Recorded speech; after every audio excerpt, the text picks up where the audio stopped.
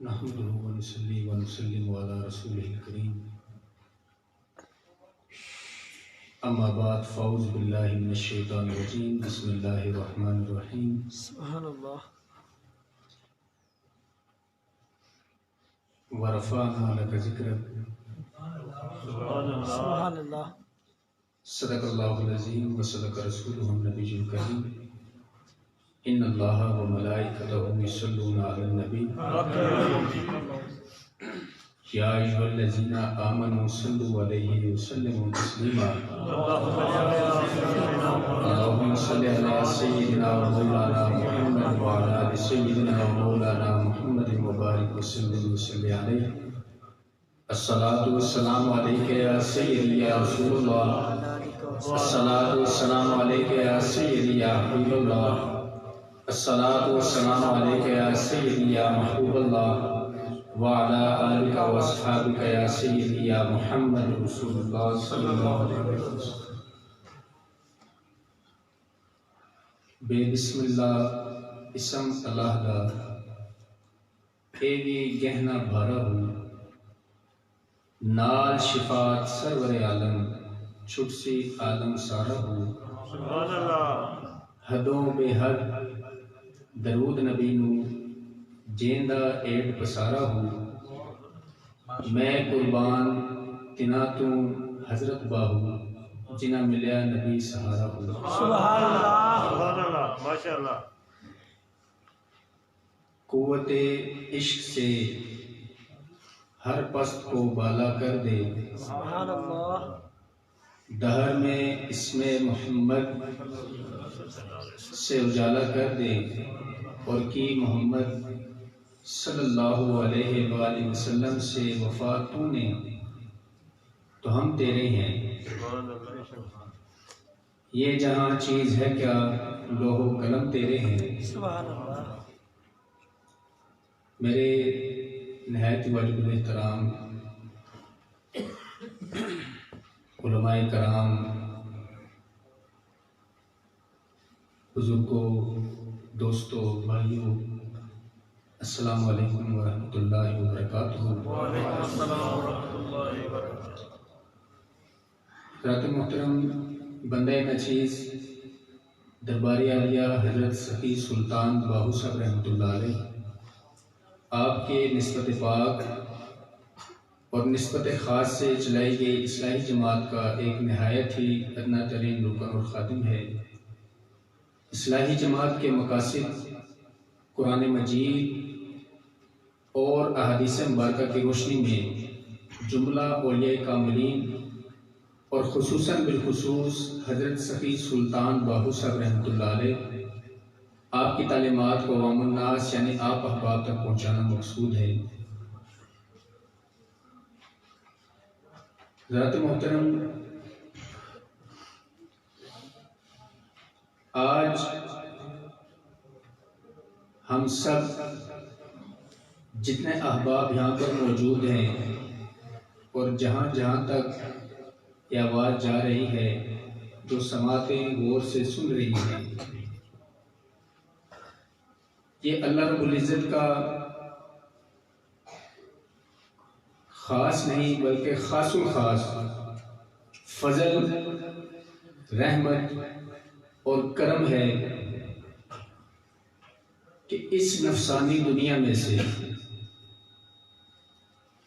رب تعالیٰ نے ہمیں توفیق عطا فرمائی کہ ہم اس کے حبیب کے نام کے اوپر اکٹھے ہوئے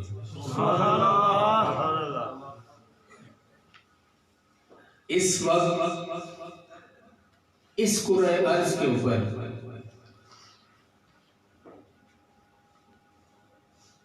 مجھ جیسے ناقص علم رکھنے والے ناقص عمل رکھنے والا کہ اس محفل سے بڑھ کر دنیا کی کوئی محفل نہیں کیوں حدیث قدسی میں اللہ رب العزت کا فرمان ہے کہ لولا کا لما خلقت الافلاق اے میرے محبوب، اگر آپ نہ ہوتے تو میں افلاک کو پیدا نہ کرتا۔ یہ جو ہم عرش فرش کے نظارے دیکھتے ہیں، جو رنگینیاں ہماری یہ آنکھ دیکھ سکتی ہے، جہاں تک ہمارے دماغوں کی وسعت ہے، ہمارے دلوں کی وسعت ہے، اور یہی نہیں بلکہ جو عبادات، جو ذکر ہمیں نصیب ہوتا ہے، یقین کریں وہ اللہ کے حبیب کے صدقے سے۔ سبحان اللہ۔ اس میں ہماری کوئی بڑائی نہیں۔ ہمیں جو علم عطا کیا گیا، جو عمل کی توفیق دی گئی، جو شان و شوکت دی گئی، جو کسی بھی جگہ پر اقتدار اور منصب دیا گیا، وہ صرف اور صرف اللہ کے حبیب کا صدقہ ہے۔ اس میں ہماری کوئی بڑائی نہیں ہے۔ اور پھر یہیں تک نہیں بلکہ رب تعالیٰ نے ارشاد فرمایا کہ لولا کلمہ اظہرت ربوبیہ، اے میرے محبوب، اگر آپ کو بنانا مقصود نہ ہوتا تو میں اپنا رب ہونا ظاہر نہ کرتا۔ کتنی بڑی بات ہے۔ ہماری دماغوں سے، ہماری سوچوں سے، ہماری زبانوں سے، ہمارے دل کی وسعتوں سے، کہ جہاں پر ہماری ان سوچوں کی وسعتیں نہیں پہنچ سکتی، یہ وہ بات ہے۔ حضرات محترم، آج ایک نسبت کے طفیل مجھے آپ احباب کے درمیان حاضری کا شرف نصیب ہوا۔ وہ نسبت سلطان العارفین حضرت سخی سلطان باہو صاحب رحمۃ اللہ علیہ، آپ کی اس نسبت کے طفیل میں آپ کے سامنے موجود ہوں۔ نہ ہی میں آپ کے سامنے کوئی بیان کروں گا، کیونکہ مجھ سے ایسے علم رکھنے والے علماء یہاں پر موجود ہیں، اس بنا کے اوپر میں مجال نہیں کر سکتا، لیکن ایک نسبت کے طفیل آپ کو پیغام گزارش کر سکتا ہوں۔ صرف اور صرف پیغام ہے، غور کے ساتھ سنیں۔ دیکھیں، کوئی بھی انسان جو اس پورے عرض کے اوپر آیا وہ ویسے نہیں آیا، وہ خالی زندگی گزارنے نہیں آیا کہ میں نے اپنا ٹائم پاس کرنا ہے، وقت گزارنا ہے اور پھر چلے جانا ہے۔ رب تعالیٰ نے اگر زندگی عطا کی ہے، اس کی حدود بھی رکھی ہے، اس کا طریقہ کار بھی رکھا ہے۔ زندگی فضول نہیں ہے، زندگی بہت کرام ہے۔ زندگی کا جو یہ وقت رب تعالیٰ کی توفیق سے ہمیں عطا ہوا ہے، یہ ضائع کرنے کے لیے نہیں ہے، بلکہ اس کو استعمال کر کر اللہ اور اس کے حبیب کو روز محشر اپنے آپ کو انہی کے طفیل سرخرو کرانے کا نام زندگی ہے۔ حضرات محترم، دنیا پر انسان آتا ہے، اپنی مرضی سے نہیں آتا، وقت گزارتا ہے، اپنی مرضی سے نہیں گزارتا، دنیا سے جاتا ہے، اپنی مرضی سے نہیں جاتا۔ یہاں پر بات ہو رہی ہے صرف انسان کی۔ انسان میں مسلم بھی ہیں، غیر مسلم بھی ہیں، ہر طرح کے لوگ موجود ہیں، لیکن مسلمان ہونے کے ناطے، نبی کا کلمہ پڑھنے کے ناطے، قرآن مجید، فرقان حمید جو ہمارے پاس ہمارے گھروں میں موجود ہے، ہماری مساجد میں موجود ہیں، قرآن مجید کے حاصل ہونے کے ناطے ہماری کچھ ذمہ داریاں ہیں، کچھ ذمہ داریاں ہیں۔ ہم بے عمل نہیں ہیں، ہم خود بے عمل بنے ہوئے ہیں۔ وہ ذمہ داریاں کیا ہیں؟ آج تک ہم حدیث مبارکہ، قرآن مجید کے فرمان ہم علماء سے درس و تدریس میں ہم سنتے ہیں، لیکن ذرا غور کریں ہماری زندگی میں ان درس و تدریس کا کتنا عمل ہے، یا ہم کتنا عمل کرواتے ہیں؟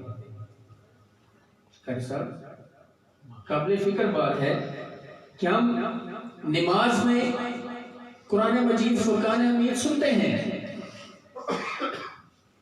واعظ و نصیحت ہوتی ہے، ہم حدیث مبارکہ سماعت کرتے ہیں، قرآن کے ترجمے کو سنتے ہیں علماء سے، امام صاحب سے، فقراء سے، لیکن ہم اس کے اوپر عمل کتنا کرتے ہیں؟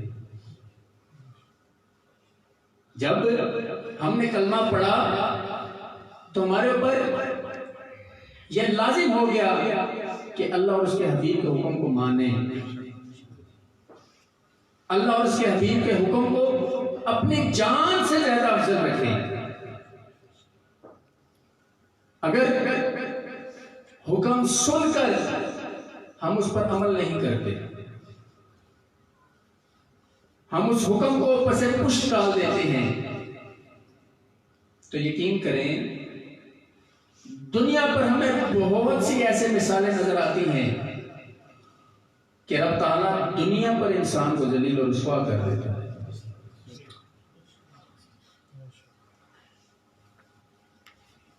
جس طرح میں آپ کو مثال دوں، حضرت عمر فاروق رضی اللہ تعالیٰ عنہ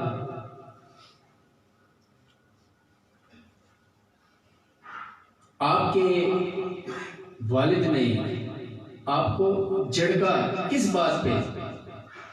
جس طرح ہم دیہات میں بیٹھے ہیں، ہر گھر میں جانور موجود ہیں، بچوں کو دے کر دیا جاتا ہے کہ جاؤ ان کو چرا کر لے آؤ۔ بچے ان کو چرانے جاتے ہیں، ایک مخصوص وقت شام کا رکھا ہے، واپس آ جاتے ہیں۔ آپ کے والد نے آپ کو اونٹ دے کر بھیجا چرانے کی غرض سے، تو وہ اونٹ آپ سے نکیل چھڑا کر بھاگ گیا۔ تو جب اس کلمے کی نعمت نصیب ہوئی، اسی جگہ کے اوپر جہاں پر آپ کے والد نے آپ کو جھڑکا، تو جب پہنچے زاروں قطار رونے شروع ہو گئے۔ تو آپ کے ساتھ جو آپ کے ہم سفر ساتھی تھے، آپ سے پوچھا کیا امیر المومنین آپ کو کس چیز نے تکلیف دی، کس چیز نے آپ کو پریشان کیا؟ تو آپ نے ارشاد فرمایا کہ مجھے کسی چیز نے تکلیف نہیں دی، مجھے کسی چیز نے پریشان نہیں کیا۔ یہ وہ جگہ ہے جہاں پر میرے والد نے مجھے جھڑکا، اونٹ کی نکیل چھڑانے کی وجہ سے آج جو ہماری عزت، جو ہماری شان و شوکت ہمیں رب تعالیٰ نے عطا کی ہے، وہ اسی دین کے صدقے سے ہے۔ اگر آج ہم دین اسلام کے بتائے ہوئے طریقوں کو، اللہ اور اس کے رسول کے حکم کو چھوڑ دیتے ہیں، رب تعالیٰ ہمیں ذلیل و رسوا کر دیتا ہے۔ حضرات محترم، صرف اور صرف بات اتنی ہے کہ دین اسلام میں 3 طرح کی قربانی انسان کو دینی پڑتی ہے، وقت کی، مال کی، جان کی۔ جو بندہ کلمہ پڑھتا ہے وقت کی قربانی نہیں دے سکتا، یقین کریں نہ وہ مال کی دے سکتا ہے نہ وہ جان کی دے سکتا ہے۔ کیوں؟ جس نے اپنا وقت اللہ اور اس کے رسول کے لیے نکالا ہی نہیں، اس کو دین اسلام کی اہمیت کا کیا معلوم؟ آج اسلام یہاں پر موجود ہے، کوئی بھی بندہ اپنی مرضی سے یہاں پر نہیں آیا، کوئی بھی بندہ اپنی مرضی سے یہاں پر خود آ کر نہیں بیٹھا، بلکہ رب کی توفیق سے اسے یہاں پر بلا کر بٹھایا گیا۔ تو حضرات محترم، اب اسی گفتگو کے دوسرے حصے پر دوسرا حصہ ان لوگوں کے بارے میں کہ جنہوں نے آقا علیہ الصلوۃ والسلام آپ کے حیات مبارکہ میں آپ کے چہرے پر انور کی زیارت فرمائی۔ قرآن اور حدیث مبارکہ کو جب اپنا وقت دیتا ہے تو رب تعالیٰ کا کتنا فضل ہوتا ہے انسان کے اوپر۔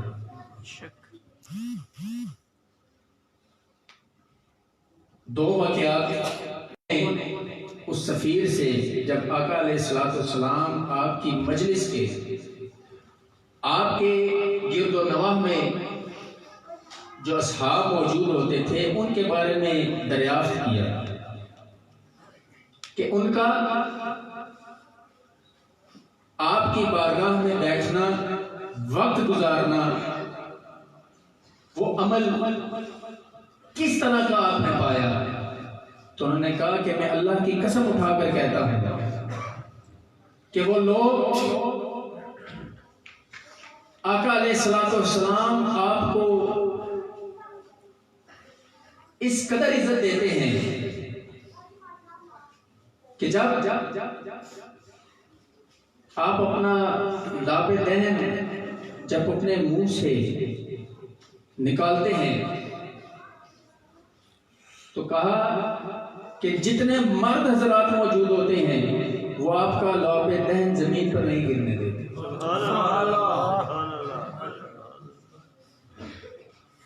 جب آپ کو آقا علیہ الصلوۃ والسلام کوئی حکم فرماتے ہیں اپنے اصحاب کرام کو، تو ہر کوئی ایک دوسرے سے بڑھ کر اس کام کو کرنے کی فوقیت حاصل کرتا ہے۔ سبحان اللہ۔ اور جب آپ وضو فرماتے ہیں تو جو پانی بچ جاتا ہے تو وہ اس پانی کو حاصل کرنے کے لیے اس قدر جلدی کرتے ہیں کہ جس طرح گویا ایک دوسرے کو قتل کر دیں گے۔ یہ وقت دینے کی میں آپ کو برکت بتا رہا ہوں کہ دیکھیں جب انہیں وہ صحبت، وہ چاشنی، وہ لطف نصیب ہوا تو وہ کس قدر اللہ کے حبیب کی محبت میں گرفتار ہوئے کہ وضو کا پانی جسے ہم لوگ سمجھتے ہی نہیں ہیں کہ اس وضو کے پانی کو وہ حاصل کرنے کے لیے ایک دوسرے سے جلدی کرتے ہیں۔ اور پھر وہ سفیر ارشاد فرماتے ہیں کہ میں بڑے بڑے بادشاہوں کے پاس گیا، کیسو کسریٰ کے درباروں میں گیا، نجاشی کے دربار میں گیا، میں نے ان کی عوام کو اس قدر ادب اس بادشاہ کو، اس نجاشی کو دیتے ہوئے نہیں دیکھا جس طرح آقا علیہ الصلوۃ والسلام آپ کے صحابی آپ جانتے نہیں ہم کس کے امتی ہیں؟ آقا علیہ الصلوۃ والسلام آپ کے امتی ہیں۔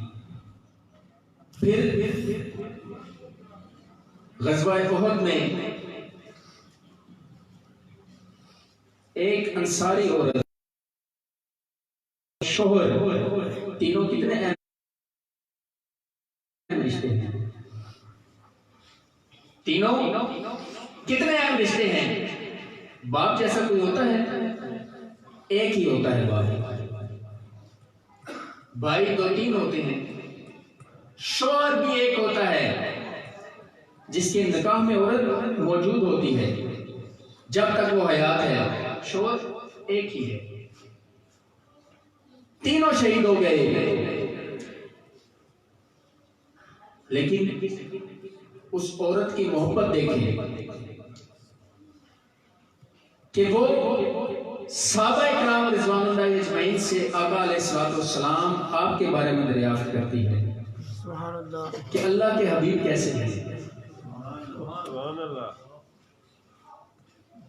وہ انہیں خالی یہ بات گزارش کرتے ہیں کہ آقا علیہ الصلوۃ والسلام آپ ٹھیک ہیں، لیکن تمہارا والد، تمہارا بھائی، تمہارا شوہر شہید ہو چکا ہے، لیکن اس کو صبر نہیں آتا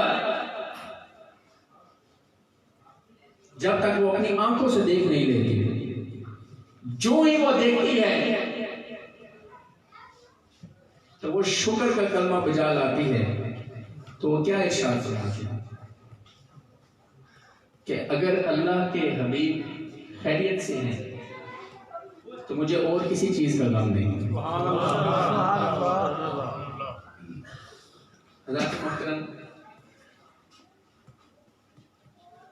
آخری حصہ میں اپنی گفتگو کر کے اجازت چاہوں گا۔ ہم امت محمدی میں سے ہیں بے شک، جس کے لیے پیغمبروں نے دعائیں کی کہ اللہ پاک ہم سے یہ مرتبہ، یہ منصب ہم سے لے لے، کیا کر ہمیں اپنے حبیب کا امتی بنا دے۔ حضرت محترم، پیغمبروں نے دعائیں کی، ہم نے کوئی دعا تو نہیں کی، ہم نے کوئی دعا نہیں کی۔ جو اللہ کا حبیب ہے وہی میرا اور آپ کا بھی ہے۔ اللہ نے بھی کوئی فرق نہیں رکھا۔ وہ حبیب، وہ عطا کرنے والا، وہ اللہ سے فضل و رحمت لے کر دینے والا، جس نے ہر مقام کے اوپر امت کو یاد کیا، امت کو یاد کیا، لیکن نہایت ہی معذرت کے ساتھ امت آج کیا کر رہی ہے؟ امت کیا کر رہی ہے؟ تین چیزیں جن کے پیچھے آج ہم لوگ بھاگ رہے ہیں، وہ چیزیں کیا ہیں؟ نمبر ایک رزق،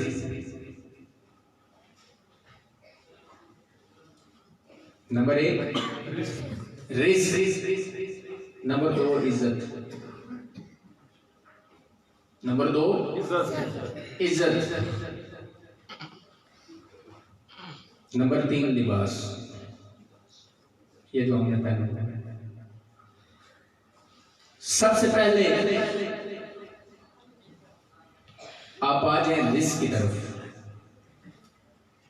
اس قدر ہم لوگ کچے ہو چکے ہیں ایمان کے۔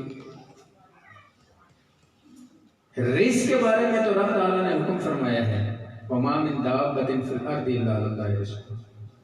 سبحان اللہ، رزق دینے والی جو ذات ہے وہ کون ہے؟ اللہ ہے۔ پھر ہم رزق کے پیچھے کیوں بھاگ رہے ہیں؟ وہ تو اس کو بھی دیتا ہے جو اس کو نہیں مانتا، کیونکہ رزق کا وعدہ اس نے لیا ہے۔ ہم رزق کے پیچھے بلا وجہ بھاگ رہے ہیں۔ بند پتھر ہے، اس کے اندر کیڑا موجود ہے، جو اگر اندر موجود ہے اسے کوئی رزق، کوئی مخلوق اسے پہنچا ہی نہیں سکتی۔ اس اس کو بھی وہ پتھر کے اندر دے رہا ہے۔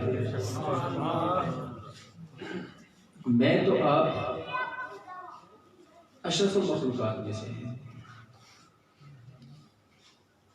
انسان کے علاوہ کبھی آپ نے سنا ہے کہ اشرف المخلوقات کوئی اور مخلوق ہے؟ مجھے اور آپ کو اللہ رب العزت نے اشرف المخلوقات بنایا ہے۔ اگر ہم اشرف المخلوقات ہیں، روزی کے لیے جانور تو نہیں لڑتے، پرندے تو نہیں لڑتے، کون لڑتا ہے؟ انسان لڑتا ہے۔ کیوں؟ یہ جو آم کی ہوس ہے کہ ایک مسلمان کم کھا گیا، دوسرا زیادہ کھا گیا، دونوں کو دینے والا کون ہے؟ کسی کو کم دے دیا، کسی کو زیادہ دے دیا، کسی کو دیا ہی نہیں۔ ہمارا کوئی زور ہے؟ نہیں ہے۔ دوسری چیز عزت۔ رب تعالیٰ کا کیا فرمان ہے عزت اور ذلت کے بارے میں؟ وَتُعِزُّ مَن تَشَاءُ وَتُذِلُّ مَن تَشَاءُ۔ آپ کی عزت کے پیچھے بھاگ رہے ہیں۔ عزت اور ذلت رب تعالیٰ کے ہاتھ میں ہے۔ تو جو بندہ رب کا نہیں ہے، جو اس کے حبیب کا نہیں ہے، تو ذلت ہی اس کا مقدر ہے۔ جب عزت رب نے دینی ہے، ذلت کا بھی اختیار اسی کے پاس ہے۔ میں اور آپ لوگوں سے عزت لینے کے لیے بھاگ رہے ہیں۔ ہماری عزت لوگوں کے پاس تو نہیں ہے۔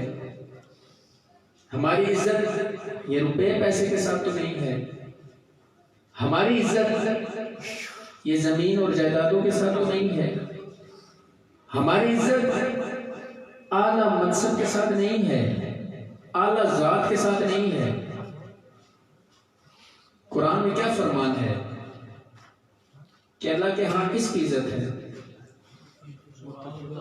اللہ کے ہاں تم میں سے کس کی سب سے زیادہ عزت ہے؟ جو تم میں سب سے زیادہ تقوی والا ہے۔ بندہ اپنی ذات کے اوپر اکڑے، اپنے مال کے اوپر اکڑے، اپنی اولاد کے اوپر اکڑے۔ حضرات محترم، ان میں سے ایک چیز بیماری نہیں ہے۔ ان اللہ علی کل شیء قدیر، اللہ ہر شے کے اوپر قادر ہے۔ میں اور آپ قادر نہیں ہیں۔ آج اگر رب تعالیٰ نے ہمیں مال اسباب دیا ہے، کل اس کی پوچھ ہونی ہے۔ آج اگر رب تعالیٰ نے ہمیں صحت اولاد کیا ہے، کل اس اولاد کی بھی پوچھ ہونی ہے۔ آج اگر اللہ رب العزت نے ہمیں زمین اور جائیداد دی ہے، کل اس کی پوچھ ہونی ہے۔ کل اس ذات نے چھوڑنا نہیں ہے۔ جس طرح حضرت سلطان باہو صاحب رحمۃ اللہ علیہ فرماتے ہیں کہ ہسن دے کر رونا لئی تینو دیتا کس دلاسا ہو، عمر بنے دی انج نہاڑی جویں پانی وچ پتاسا ہو، سوڑی سامی سٹ گتے سن پلٹ نہ سکسے پاسا ہو، صاحب تے تو لکھا منگسی حضرت باہو رتی گھٹ نہ ماشا ہو۔ کیا فرماتے ہیں آپ؟ ہسن دے کر رونا لیوئی۔ جب ہم صاحب اقتدار ہوتے ہیں، صاحب اقتدار لازمی بات نہیں ہے کہ انسان کوئی دنیا کا اعلیٰ منصب حاصل کرے تو صاحب اقتدار ہوتا ہے۔ گھر کا ایک بڑا فرد، ایک بڑا بزرگ بھی صاحب اقتدار ہے۔ کیوں؟ اس کے آگے اس کی اولاد ہے، اس کے اہل و عیال ہیں، وہ اپنے گھر کا فیصلہ کرنے والا بندہ ہے۔ آپ فرماتے ہیں کہ چھوٹی چھوٹی خوشیاں تو خرید تو لیتا ہے کہ میں نے اپنی ذات کو بلند کر دیا، میں نے اپنے مقام کو بلند کر دیا، میں روپے پیسے میں دوسرے سے زیادہ ہو گیا ہوں، اچھے لوگوں کے ساتھ، بڑے لوگوں کے ساتھ میرا بیٹھنا اٹھنا سٹارٹ ہو گیا ہے۔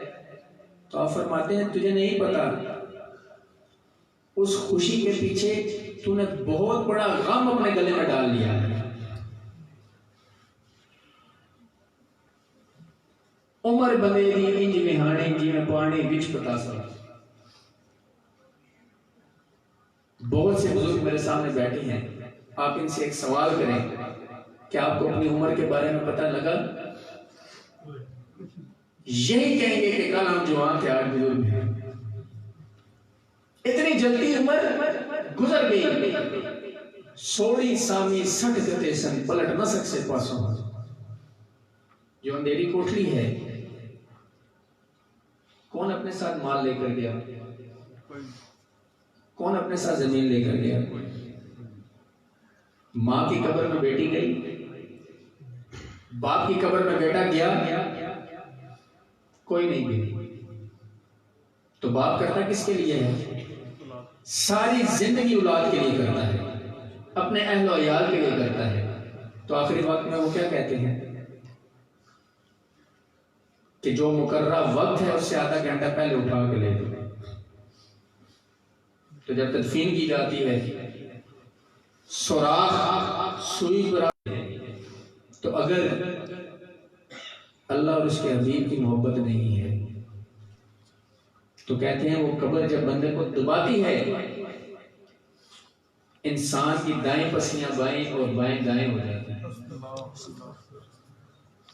سوڑی سامی سٹ کتے سن پلٹ نہ سک سے پاسا ہوں، وہ اس قدر تنگ ہے کہ تو اپنی کروٹ بھی نہیں بدل سکتا۔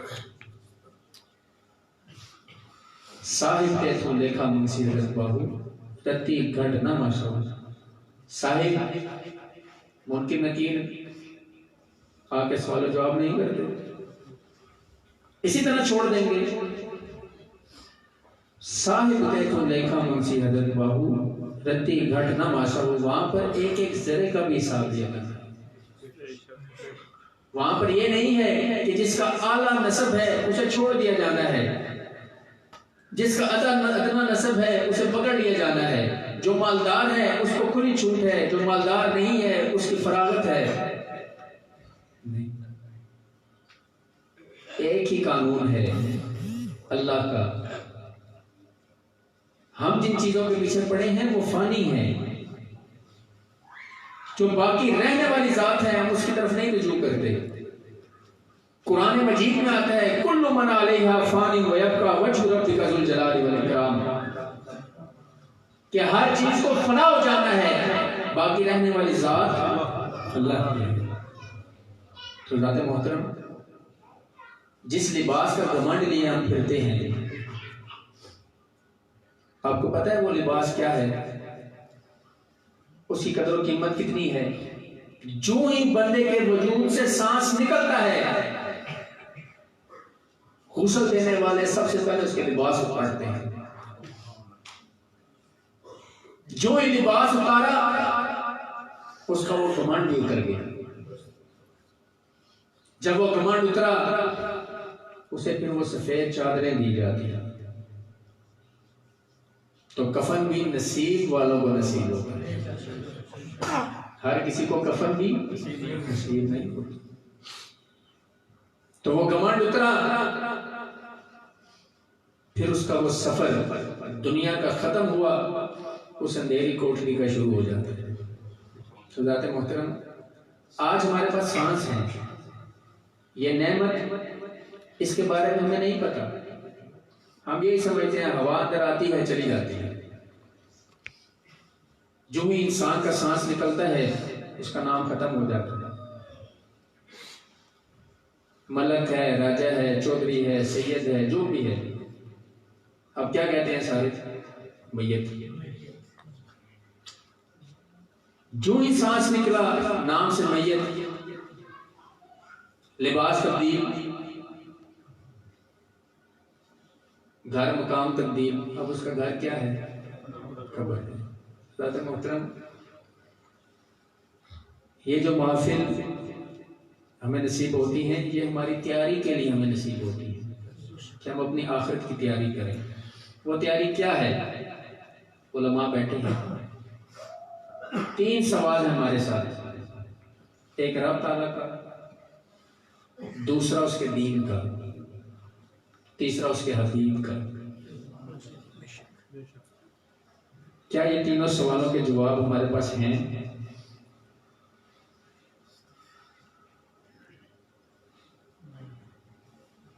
یقین کریں سفر تو کر رہے ہیں، لیکن جو منزل ہے ہماری، وہاں پر پہنچنے کے لیے، اس منزل کا تعین کرنے کے لیے ہم بہت لاغر ہیں، بہت کمزور ہیں۔ وہ صرف اسی وجہ سے ہے کہ ہم اپنا وقت نہیں نکالتے۔ مسجدیں ہیں ویران پڑی ہیں، قرآن گھروں میں پڑے ہیں، نعوذ باللہ ثم نعوذ باللہ مٹی سے اٹے پڑے ہیں، غلاف مٹی سے اٹے پڑے ہیں،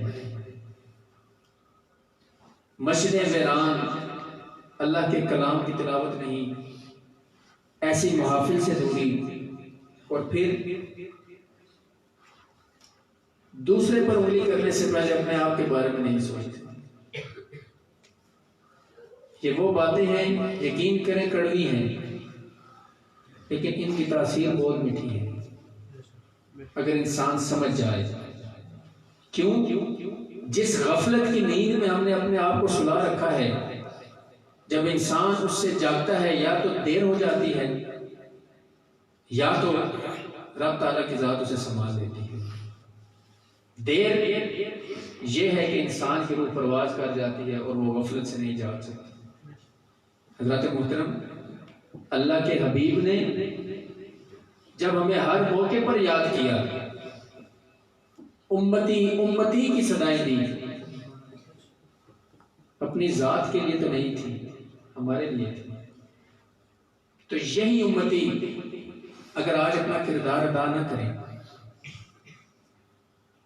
صرف اور صرف اپنے آپ کو بخشش کے اوپر مخصوص رکھ لیں، تو رب تعالیٰ نے اتنی زندگی دی، کیا پوچھا نہیں جائے گا کہ تمہارے سامنے میرا کلام پڑھا گیا، میرے حبیب کی اس سنت کی صدا دی گئی، تم نے کیوں نہیں اپنے آپ کو، اپنے اہل و عیال کو، اپنے مال کو، ان تمام تر چیزوں کو کیوں نہیں میرے راستے کے لیے صرف کیا؟ حضرات محترم، یہ زندگی فضول نہیں ہے، اس کو استعمال کریں، اللہ کے کلام کو پڑھیں، سمجھیں، مسجدوں کو آباد کریں، اللہ کی بارگاہ میں آ کر جھکیں کہ اللہ کے حبیب نے سجدوں میں رو رو کر اپنی امت کے لیے دعائیں کی۔ تو جو پیشانی اللہ کے حکم کے آگے نہیں جھکتی، وہ غیر کے در پر جھکتی ہے، وہ غیر کے در کے ٹھوکریں کھاتی ہے۔ سلطان العارفین حضرت سخی سلطان باہو صاحب رحمۃ اللہ علیہ آپ کیا فرماتے ہیں کہ جب انسان اللہ کی بارگاہ سے دور ہو، اس کے حبیب کے حکم سے دور ہو، تو وہ کن چکروں میں پڑ جاتا ہے۔ اگر وہ نام نہاد ہوتا ہے پھر اس کی صورتحال کیا ہوتی ہے؟ آپ فرماتی ہیں کہ تے تسبیح پڑی، تسبیح پھری تے دل نہ پھریا، کی لینا تسبیح پڑھ کے؟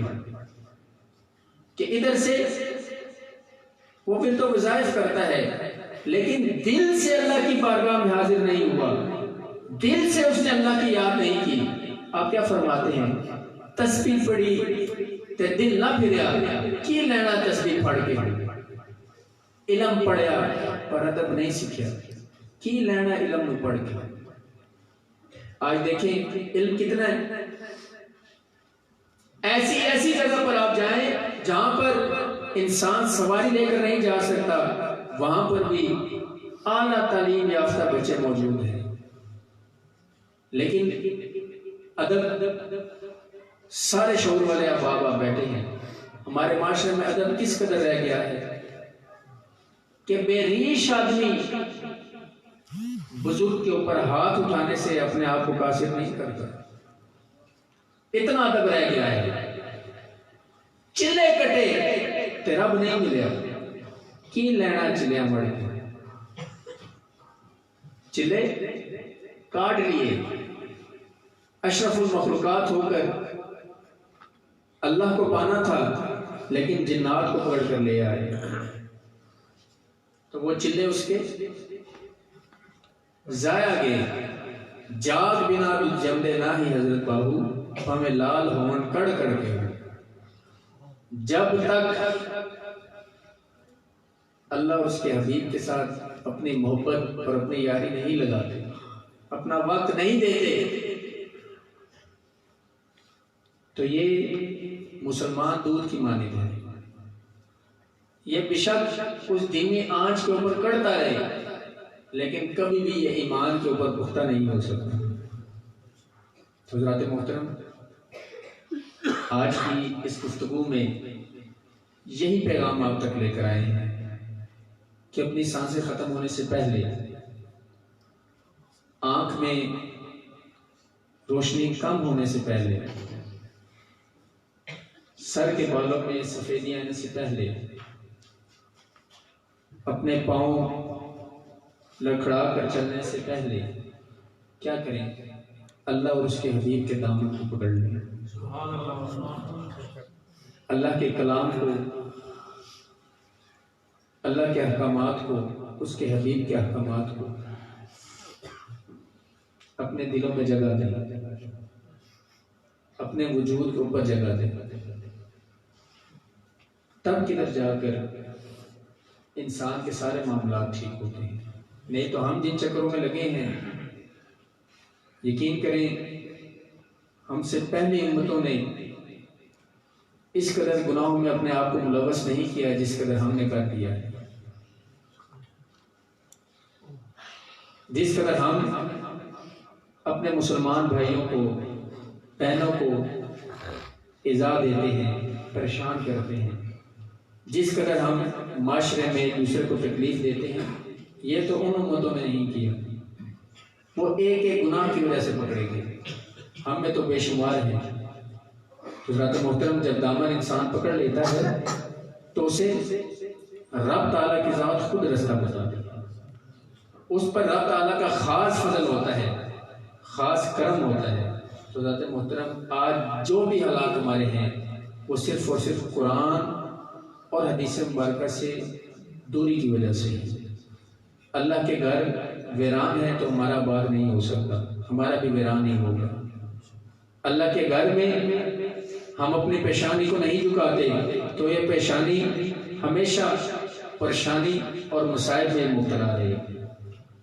ہم اپنے وجود کو حرکت نہیں دیتے اللہ کے کام کے لیے، اس وجود میں موذی بیماریاں ہی لگی ہیں، کبھی بھی اس میں رحمت و برکت نہیں ہونی۔ ہم اپنے قدم کو اٹھاتے نہیں ہیں، چلاتے نہیں ہیں، تو رب تعالیٰ کا فرمان ہے تم نہیں کرو گے تمہارے سے اچھے لے کر آؤں گا، جو تم سے احسن عمل کریں گے، جو تم سے اچھا دین کا کام کریں گے، تو انشاءاللہ تعالیٰ رب تعالیٰ میں توفیق عطا فرمائے، ہمیں بھی دین مبین کی خدمت کرنے اور آقا علیہ الصلوۃ والسلام آپ کا پکا سچا غلام ہونے کی توفیق عطا فرمائے۔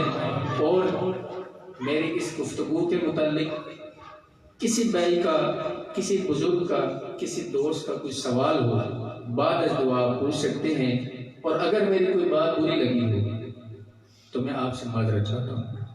آخر میں ان دعائے کلمات کے ساتھ آپ سے اجازت چاہوں گا کہ یا رب دل مسلم کو وہ زندہ تمنا دے جو قلب کو گرما دے، جو روح کو تڑپا دے، مرحوم تماشا کو پھر دیدہ دینا دے، دیکھا ہے جو کچھ میں نے اوروں کو بھی دکھلا دے۔ وآخر دعوانا ان الحمدللہ